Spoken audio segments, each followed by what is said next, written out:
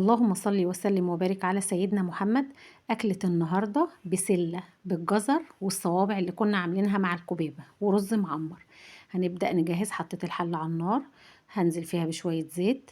بعد كده هحط بصلاية صغيرة وفصين توم زي ما حضراتكم شايفين، وهبدأ أقلب. ما تنسوش أهل غزة من دعواتكم.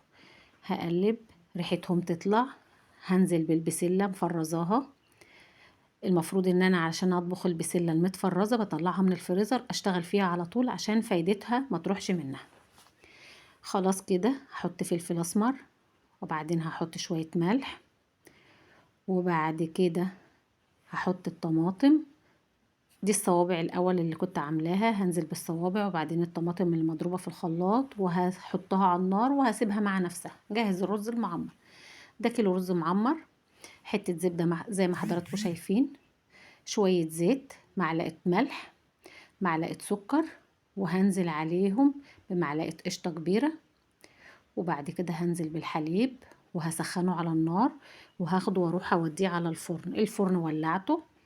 بعد كده هحط الصينية، هسيب الشعلة من فوق عالية عشان الوش يحمر، وهدي من تحت وعشان يستوي معايا براحته. ما شاء الله، أكلة غنية وجميلة جدا ومغذية، فيها خضار فيها نشويات، ما شاء الله تحفة.